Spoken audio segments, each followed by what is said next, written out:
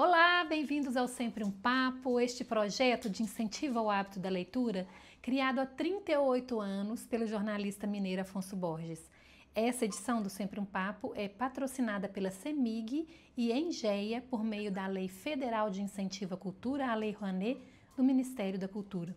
Aqui no canal do Sempre um Papo no YouTube, são mais de 500 programas gravados com autores do Brasil e do mundo que está disponível para você assistir e compartilhar com quem você quiser e que gostar de literatura. Vander André. O bate-papo acontece de forma simultânea, pois a entrevistadora e o convidado conversam por vídeo. A imagem dos dois aparece em dois retângulos postos lado a lado, horizontalmente. O fundo é composto das cores verde e verde escuro. Na parte superior esquerda, lê-se Ministério da Cultura, CEMIG e Engeia apresentam. Na parte superior direita, lê-se Sempre um Papo. Na parte inferior esquerda estão as logomarcas das marcas patrocinadoras do evento e na parte inferior direita se encontra o intérprete de Libras, um homem que traja camisa preta e traduz simultaneamente tudo que é falado. O vídeo institucional da CEMIG, patrocinadora do evento, mostra diversos eventos culturais, como peças de teatro, eventos e apresentações em praças, apresentações musicais, desfiles, festivais e diversos outros eventos culturais. Aproxima, emociona, que toca cada um de nós de um jeito diferente. A cultura é tudo aquilo que transforma. A CEMIG, maior incentivadora da cultura de Minas, aplaude de pé este espetáculo.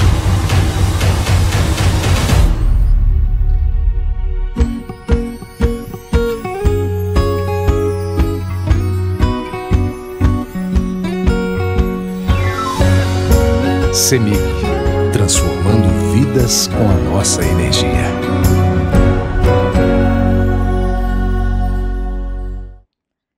No primeiro retângulo está a apresentadora Josane Faleiro, uma mulher branca de cabelos loiros, lisos, cujo comprimento lhe passa um pouco os ombros. Ela traja blusa preta decotada em V. Seu fundo é composto por um banner em tons de azul e verde estampado com a logomarca do Sempre um Papo. Cedo ele desenvolveu uma conexão profunda com a natureza e com a vida rural. Ele é autor dos livros Roupa Suja do Inconfidente, Pode Durar o Tempo de uma Música, Sobre Mim uma Sentença e o infanto juvenil Pinocchiabo, que é esses dois que a gente vai falar aqui hoje. Após uma carreira no Banco do Brasil, onde atuou até sua aposentadoria, que foi em 2020, o Vander decidiu se dedicar ao mundo da literatura, um sonho alimentado desde a sua juventude. Nossa, que maravilha, né? Agora podendo se dedicar à literatura, né, Vander? Bem-vindo de novo. No segundo retângulo está Vander André, um homem branco de cabelos ondulados curtos de tom grisalho. Possui barba de tom branco. Ele traja camiseta de botões de mangas compridas de tom azul. Seu fundo é composto por uma cortina de tom cinza, uma parede branca com quadros e uma prateleira de tom azul repleta de livros. Agora, nesses dias que eu estou nessa condição de aposentado. Ô Vander, vamos iniciar nossa conversa falando desse lançamento lindo, que é a sua estreia também nesse gênero do infanto juvenil, né, que é o livro Pinocchiabo. Conta pra gente o que te levou para esse gênero infanto juvenil agora nesse que é o quarto lançamento, né, da sua carreira literária. Bom, falar com crianças e falar para as crianças sempre me trouxe muita curiosidade, né? Como filósofo, como estudante de filosofia, a cada dia eu percebo mais que as pessoas, né, os pais ou aqueles tutores que são responsáveis pela educação, pela formação de novos leitores, eles sentem necessidade de terem livros que tratem de temas que possam ser abordados com as crianças, fazendo esses questionamentos, essas dúvidas e essas curiosidades que vão chegar no universo infantil. Então, não é fácil, porque ao mesmo tempo que eu tenho as pessoas, né, que falam, poxa, mas você sempre escreveu 3 romances ou 3 textos voltados para o mundo adulto e agora vai falar com as crianças, como é que está essa sua preparação com a linguagem, com a ilustração? Então, para isso, há toda uma parceria, né, e há todo um estudo, uma preparação para chegar nesse produto final, que foi o livro que tanto tem me causado emoções e surpresas, que é o Pinocchiabo. Então, e esse Pinoquiabo, né? A gente vem do Pinóquio, que a gente já conhece a história, traz esse legume aí da culinária, principalmente mineira, né? Baiana também usa. Então, o que que te... e esse Pinóquio é um Pinóquio diferente, né? Porque é um Pinóquio que fala a verdade. Tá aí a questão que eu quis trazer para esse livro, né? A gente fala, a gente conhece a história do Pinóquio, mas na verdade a gente conhece uma história romanceada, uma história que foi trazida pelos estúdios da Disney no século XX. Porque o original, né, aquela história que o Carlo Collodi escreveu na Itália, ainda no século XIX, num período de muita miséria, de muitos problemas sociais, é um pouco diferente dessa que a gente conheceu. Então, pegar essa história, né, trazer um personagem que a cada mentira o seu nariz cresce e trazer agora para a nossa realidade contemporânea, para esse Brasil, para esse estado de Minas Gerais, para esse Cerrado Mineiro, é algo assim que me trouxe muita satisfação. Eu me senti quase que um modernista, sabe? Aqueles que no início do século XX, né, aqui no Brasil, se apropriaram e fizeram um movimento antropófago, né, de pegar exatamente uma obra clássica europeia e fazer uma adaptação, uma apropriação da sua ideia original para o contexto rural e, não por que não dizer, também urbano da sociedade contemporânea aqui no Brasil. Então, o Pinoquiabo nada mais é do que um personagem que vive nesse meio rural aqui, né?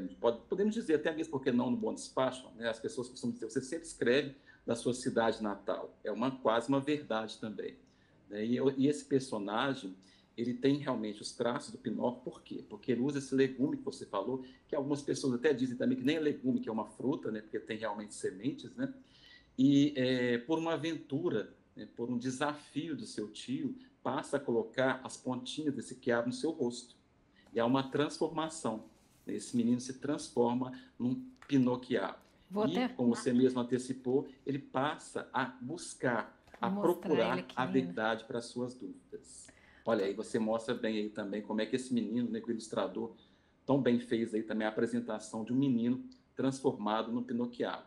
E essa é uma brincadeira muito comum, né, aqui em Minas Gerais. Eu acredito que vários que estão nos assistindo também já brincaram, né, porque estão ali, né, ao lado daqueles que preparam o quiabo da nossa comida típica mineira, com o franguinho caipira, né, e ficam lá. Né? Por quê? Porque ele cola no rosto. Né? Então, e essa experiência eu tive também com o familiar. Meu sobrinho, né, a gente fez isso, pode até dizer que eu trouxe um pouco da realidade para a ficção. Né?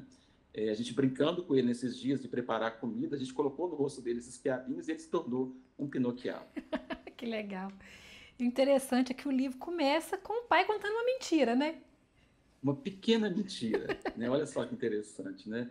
Esse pai que o acompanha, que faz uma proposta, né, de fazer um passeio até a fazenda, ele tem que se valer de uma mentirinha, né, de algo assim que a gente costuma fazer no dia a dia, sem pensar nos efeitos que podem causar, né, dessa mentira contada para sua esposa, né, para que eles pudessem então fazer a visita aos seus avós. Né? Então, olha só, o pai conta uma mentirinha, né, faz, né, com ele um pacto de fazer uma mentira. E isso depois é questionado ao final do livro, né? Até que ponto que essas pequenas mentiras também elas fazem bem ou não para a nossa sociedade. E você une aqui no livro elementos de filosofia, que vem também da sua formação, mitologia, né? E essas questões contemporâneas que você já falou e que a gente percebe, tem fake news, né? O avô também traz muitas perguntas para o avô do mundo contemporâneo mesmo. Como que foi para você unir esses elementos todos?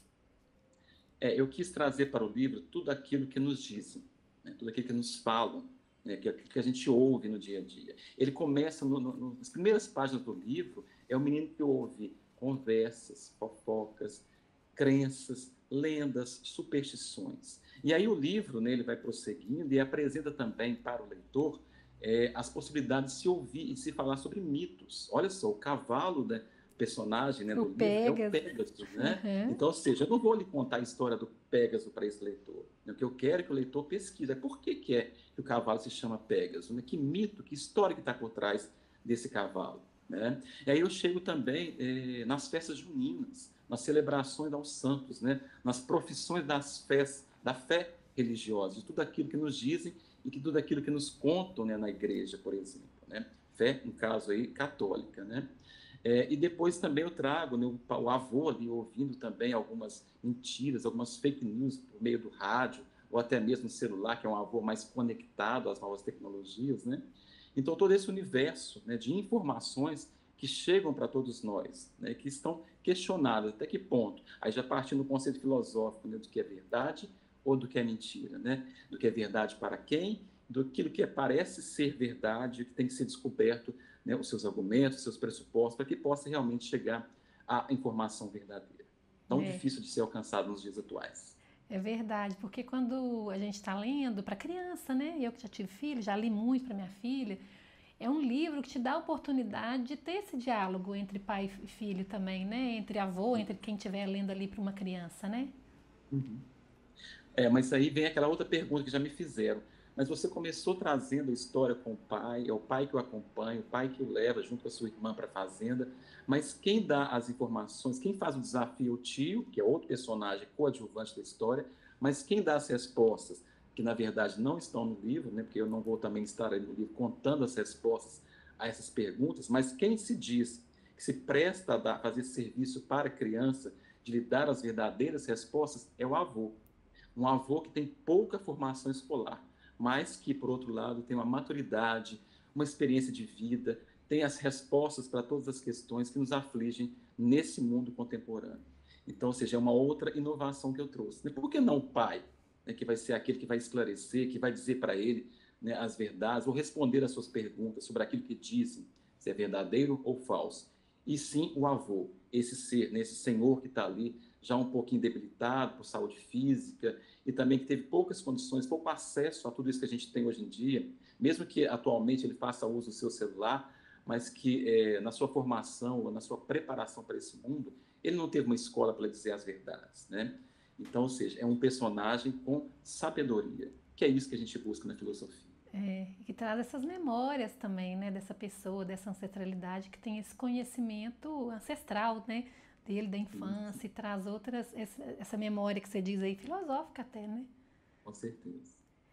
E a grande pergunta, né, que é apresentada, é até mesmo aí uma forma de estabelecer um contraponto, um contraste a toda essa beleza visual, né, das ilustrações do livro, é um conceito, né, até dentro da riqueza vocabular, né, de um propósito de trazer também novas palavras para esse leitor, foi apresentar o conceito da vulnerabilidade. Né? Então, ele está ali numa fazenda maravilhosa, a ilustração, né, nos diz muito sobre isso, né? Ela está apresentando uma fazenda no Cerrado Mineiro, mas que tem pés de manga, pés de jabuticaba, tem até animais ali também, né, pastando, né? E aí, de repente, ele vindo a caminho dessa fazenda, ele vê pessoas em situação de rua, e isso o inquieta, e isso lhe faz fazer também para o avô uma pergunta, mas qual que é a verdade dessas pessoas? Por que eles têm uma realidade social, uma realidade tão diferente da minha? E por que meu pai diz que são pessoas em situação de vulnerabilidade? O que vem a ser isso? É claro, tem mais uma vez que eu não vou ali também dar uma de dicionário e apresentar ali também o que é isso, né? Você propõe essa reflexão, né? O leitor, ou até o pai, ou o tutor que esteja acompanhando, o responsável, o educador, faça todo esse trabalho de pesquisa também. Né? Então, é um trabalho, né? É um livro que tenta explorar exatamente isso, esses conceitos filosóficos das perguntas, dos questionamentos, né? Que eles vão ficar aí para que as pessoas possam explorar e obter a sua resposta. E você acha que as crianças de hoje elas estão preparadas para esse tipo de reflexão? Olha só, eu fiquei muito preocupado porque logo de cara eu apresentei esse personagem como um filósofo mirim. Aí eu pensei, será que as crianças vão saber o que é isso, né? O que é filósofo, né? E aí eu resolvi perguntar para algumas crianças, sabe, Josane? Eu fiquei impressionado com as respostas. Aí eu comecei a pesquisar com crianças de 9 anos. E teve um que me disse, eu tenho as gravações, porque eu fiz a pesquisa, eu guardei isso também, até apresentei no momento de divulgação do livro para minha rede social, alguns desses áudios com as crianças respondendo, né?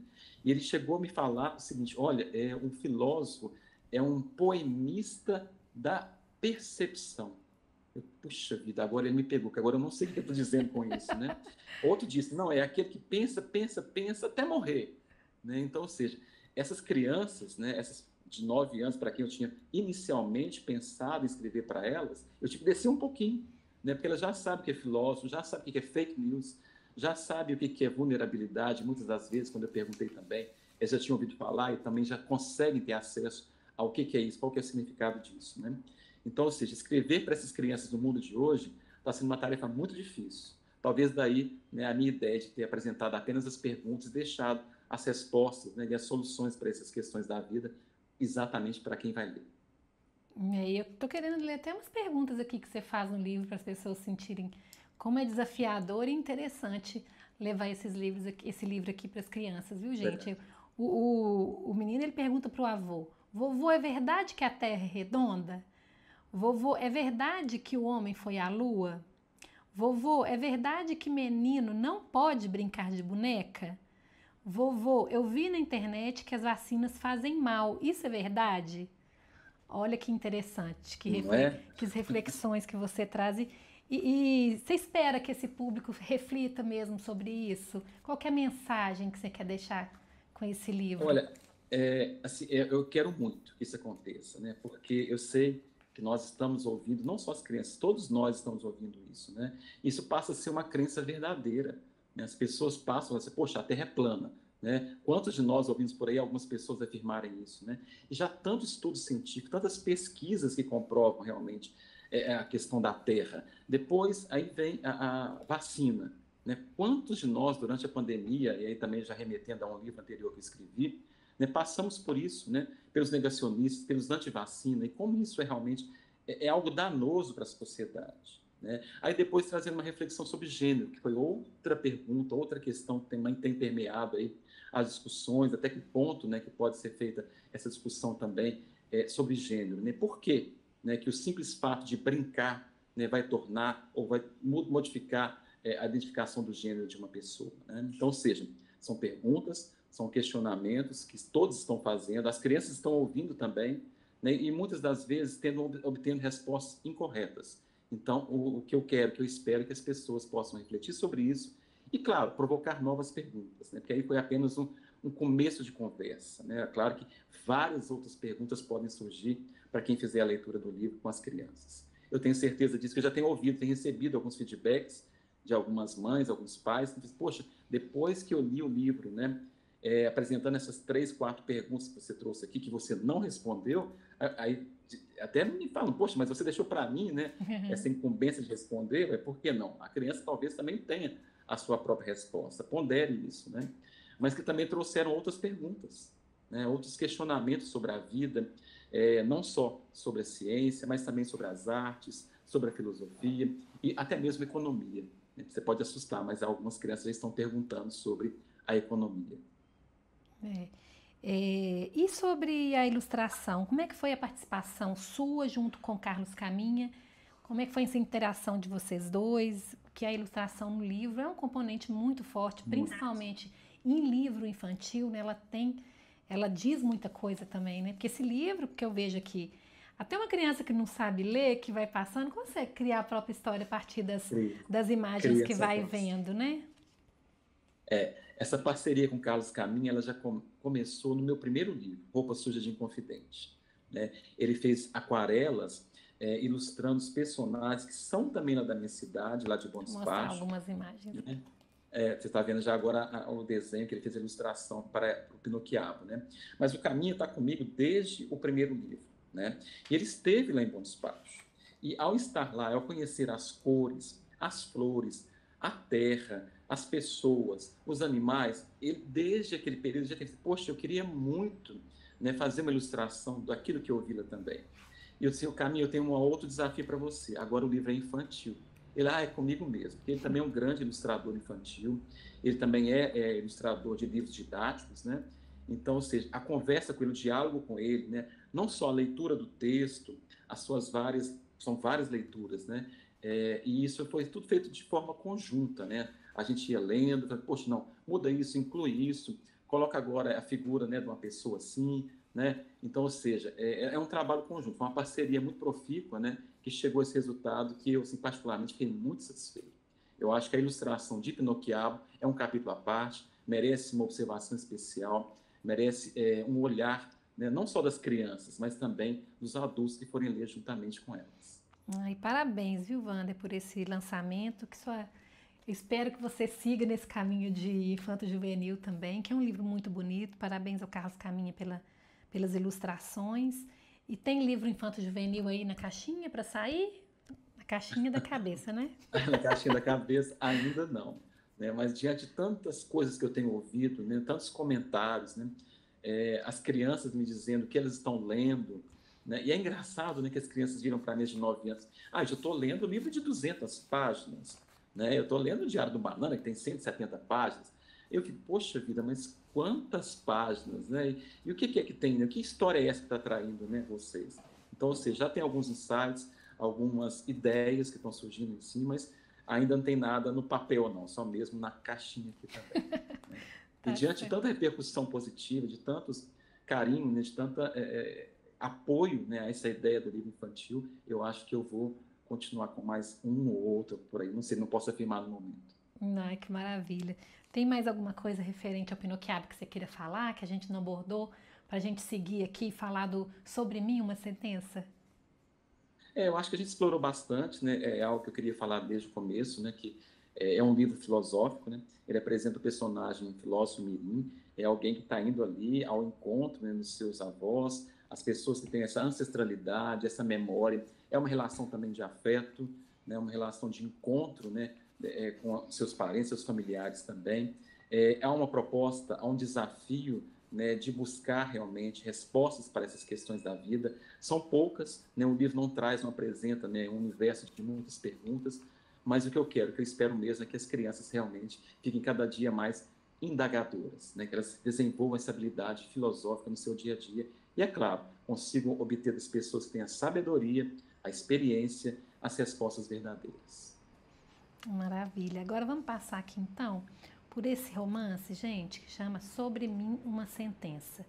Que eu falei com o Wander aqui, Wander André de Araújo, que é um livro de você ler numa sentada só.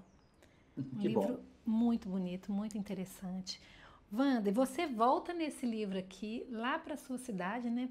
Pro território, pro seu território, que é Bom Despacho, e agora visitando um território quilombola, né? Uhum. Que é uma história real, Wander, primeiro. A gente. Engraçado que quando eu fui falar sobre ele também no chá literário, né, eu falei assim, sabe o que eu vou fazer? Eu vou fazer uma apresentação sobre invenção e memória.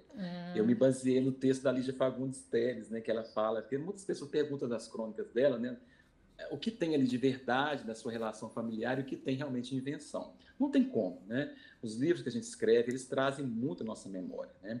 Das nossas histórias que nós vivemos. O Sobre Mim, uma sentença, ele se passa nesse território quilombola, que é na proximidade de onde eu morei, de onde eu vivi até os meus 15 anos de idade. Eu morei numa região chamada Pucapivari, próximo da Cruz do Monte, que é ao lado desse território quilombola chamado Tabatinga.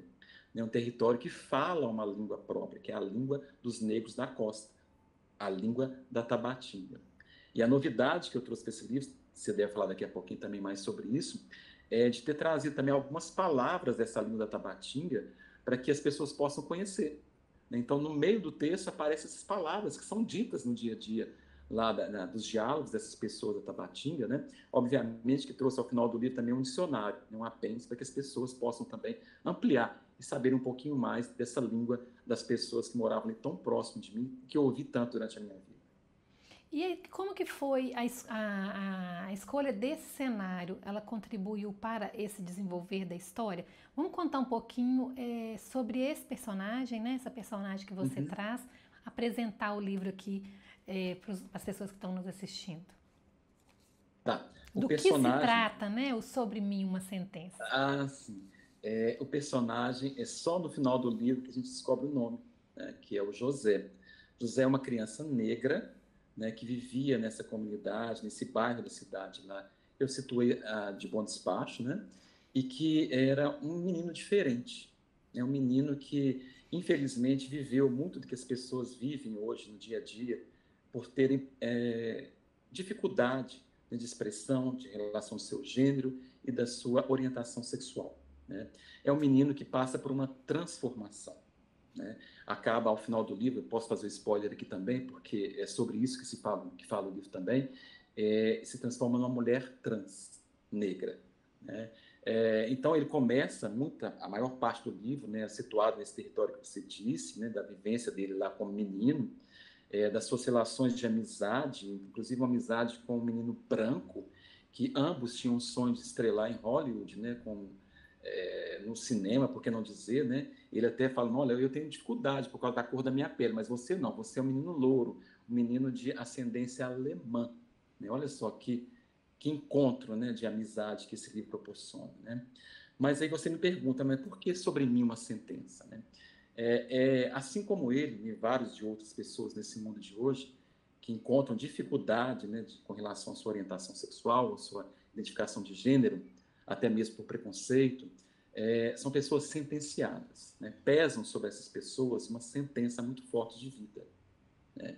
E esse personagem do livro, ele tem uma dificuldade muito grande de se relacionar com os pais, né? Os pais, lá no começo da história, né, que eu apresento, são pessoas muito religiosas, né, muito conservadoras, até aparece a figura, né, que eu creio, um pouquinho de ficcionalização também, do pai desse personagem, que é um benzedor, né, que tem uma religiosidade muito forte e que é muito difícil para ele, por mais que ele tenha amor a essa criança, né, de encarar, de perceber as suas transformações do corpo, né, as suas identificações, as suas orientações ao longo da vida.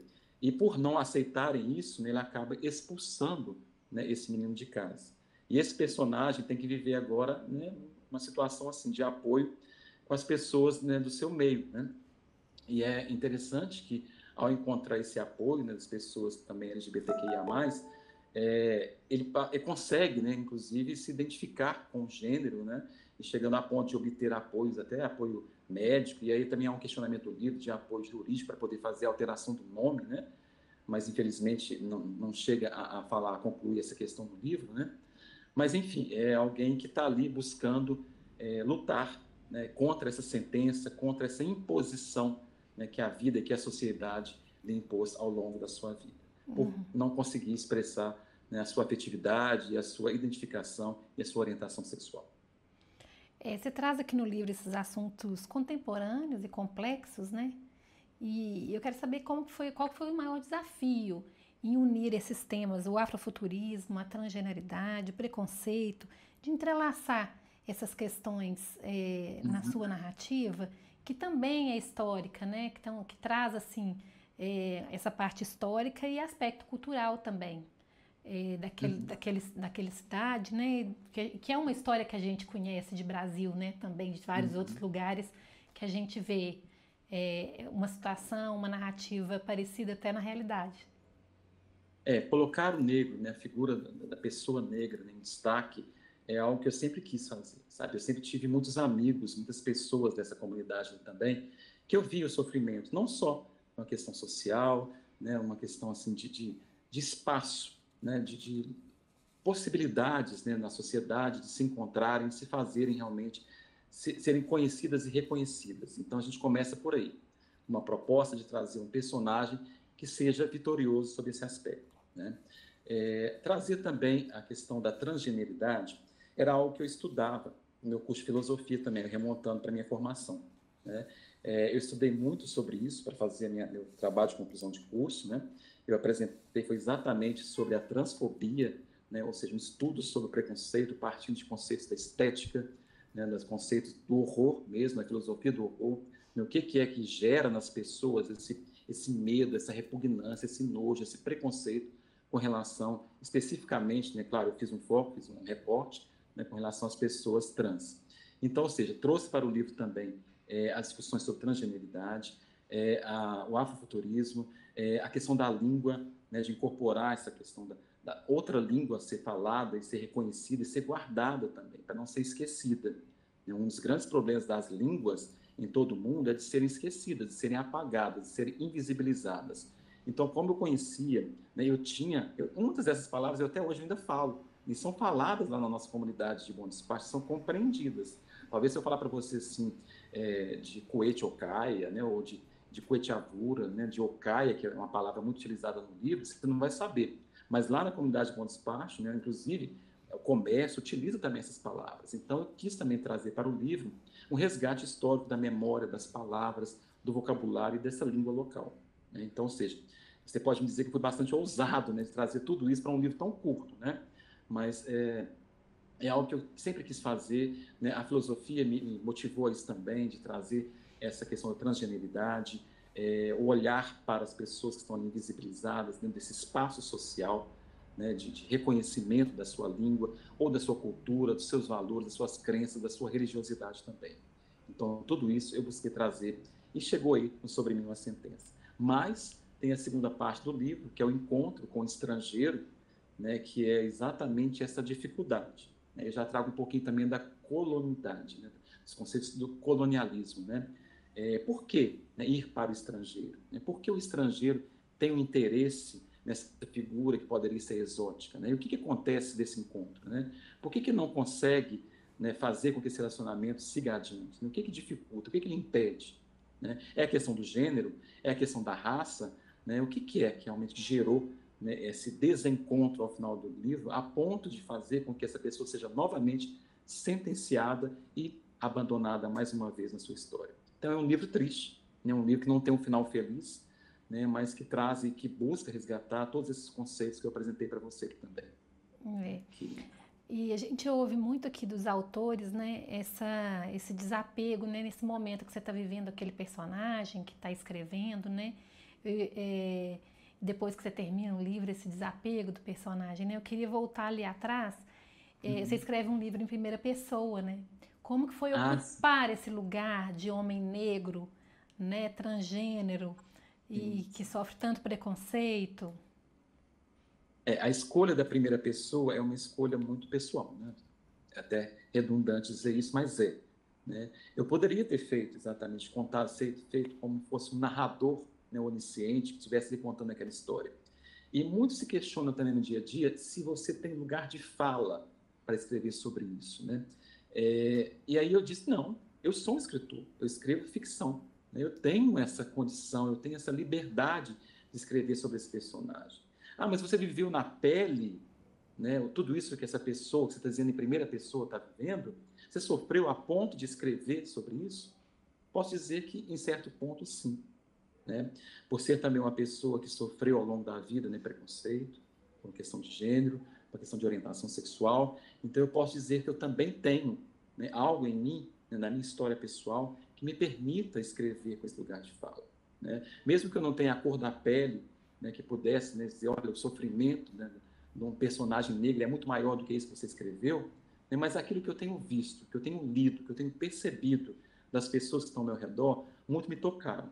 Que eu acho que a partir dessa questão de tocar, né, de ter uma empatia com essa pessoa, eu serei capaz, e fui capaz, acredito que sim, de escrever também nessa primeira pessoa. É um desafio muito grande. Muitas das vezes, aquilo que você está escrevendo ali vai muito da sua pessoa, da sua subjetividade.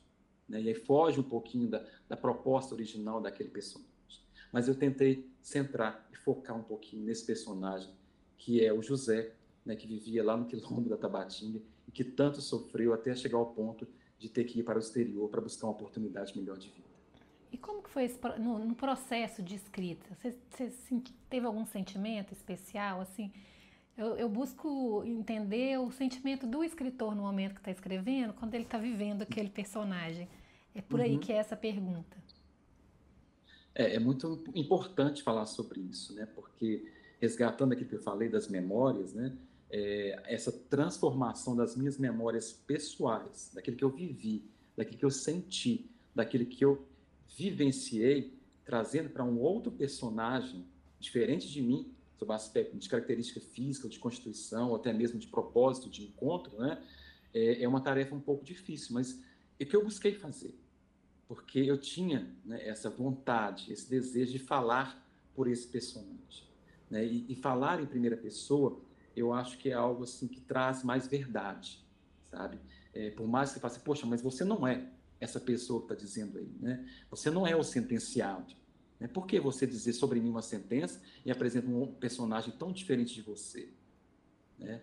Mas eu acho que é algo que me traz assim, esse desafio, né, de falar, né, do meu ser, né, de tudo aquilo que eu sofri também ao longo da vida.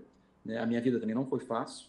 Né? Você pode falar assim, poxa vida, agora você está num patamar tão especial de vida, com um privilégio, com oportunidades de estar viajando, de estar escrevendo, de estar falando com tantas pessoas bacanas, né?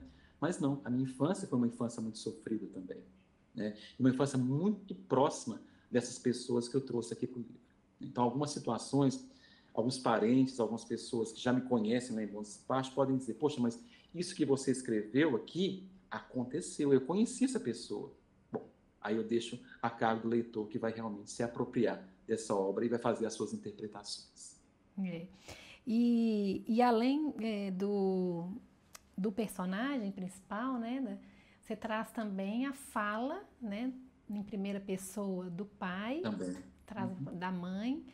Como é que foi a construção dessa visão do outro lado, né? Porque ele mostra ali todo o sentimento do mundo que ele está sentindo, o que ele está passando, né, durante toda a trajetória do livro, mas também mostra o outro lado, né, do pai que tem um filho transgênero, né, e que não quer reconhecê-lo daquela forma, a mãe que sabe que é, mas que sofre, é bem parecido com a realidade de muita gente, né?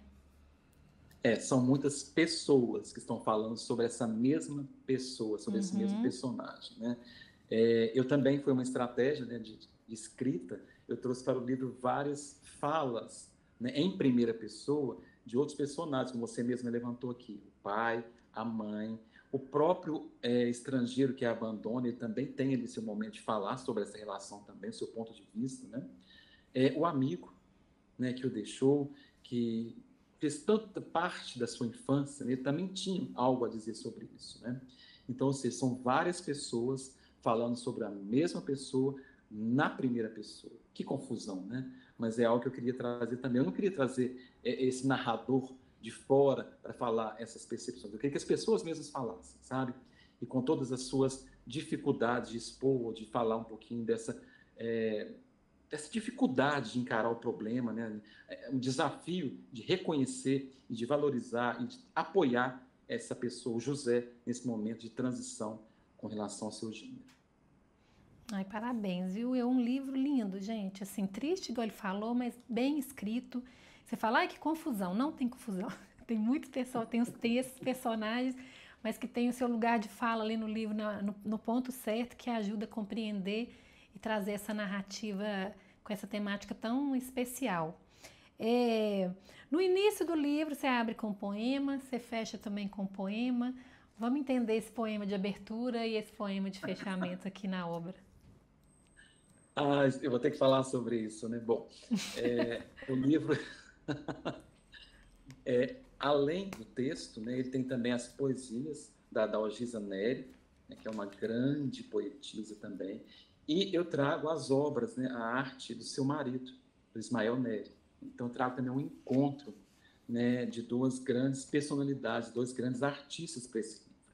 O poema que eu escolhi dela é o poema da Amante, um poema muito lindo, que fala exatamente desse amor dedicado, né, ao outro, e da dificuldade desse encontro, né, com a pessoa. Ilustração. Né? As ilustrações de Ismael Neri, né? Eu achei essas ilustrações assim, tão assim, parecidas com aquilo que eu queria dizer, sabe? Desse personagem ali, olha lá, tá vendo? Parece que é um casal, mas ao mesmo tempo parece que é a mesma pessoa, né? Do sexo masculino, do sexo feminino, né?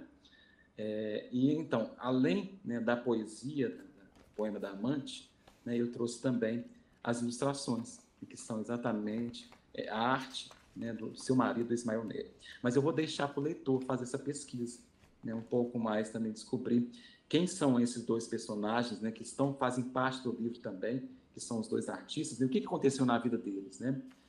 Um amor rápido, né, uma relação muito rápida entre eles também, mas o que aconteceu também com essa artista Adalgisa Neri depois do fim desse casamento. Você mostrou aí agora há pouco uma ilustração também que é a Michele Campos, que foi quem também me ajudou na ilustração do meu segundo livro, né, que é o Pode Durar o Tempo de uma Música. Ela também está nesse terceiro livro, como ilustração e também do personagem, né, que eu achei também belíssima essa arte que ela produziu também, fez parte também do meu livro.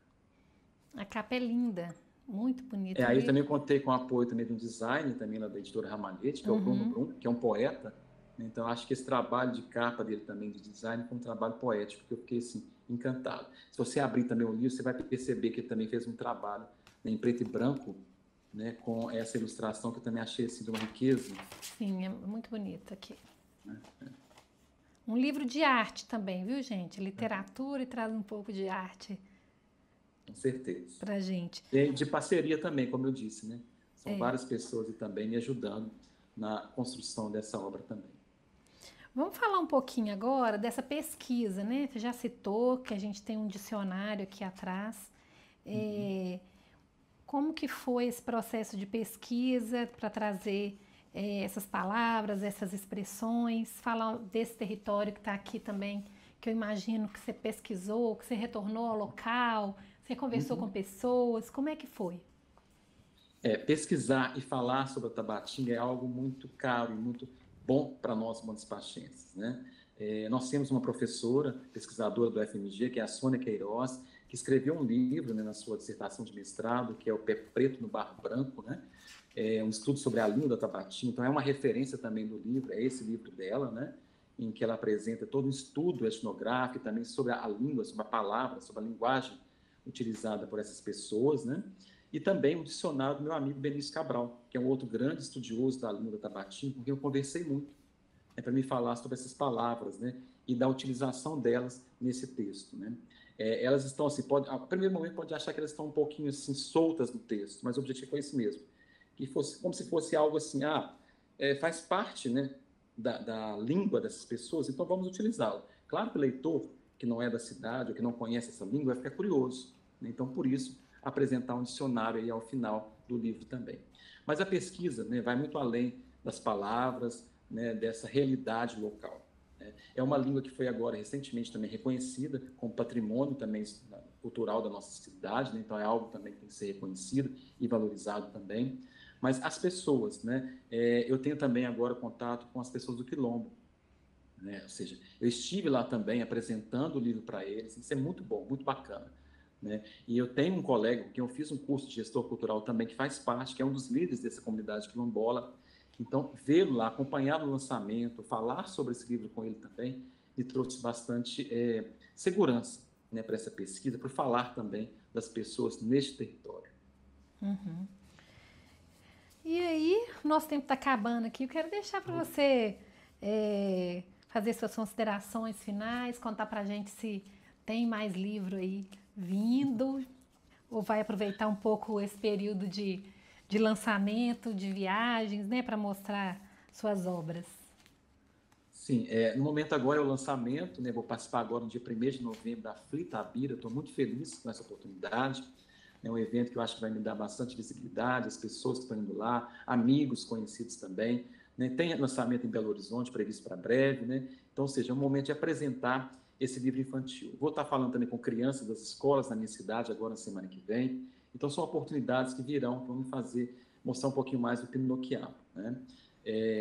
Claro, né, para 2025 também, eu vou fazer, olha só, assim como esse personagem estrangeiro, né, eu vou fazer uma viagem para o exterior.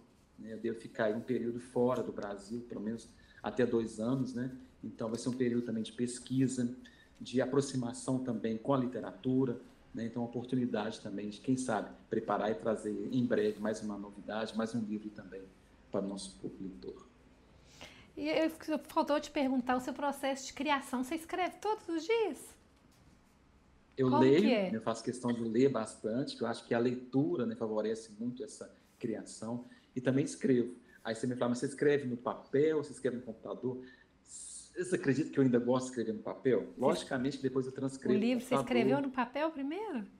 Grande parte, né? Grande parte dele também eu fui escrevendo as ideias ali, né? É claro que facilita bastante o computador, né? A agilidade e tudo, mas o fato de ter ali, né, a sua letra, né, a sua sentença, né, cheia de palavras, desenvolvida, elaborada num papel, com a caneta, isso ainda me faz sentir mais ali na pele as dores, né, e os sentimentos de todos os personagens que eu estou criando.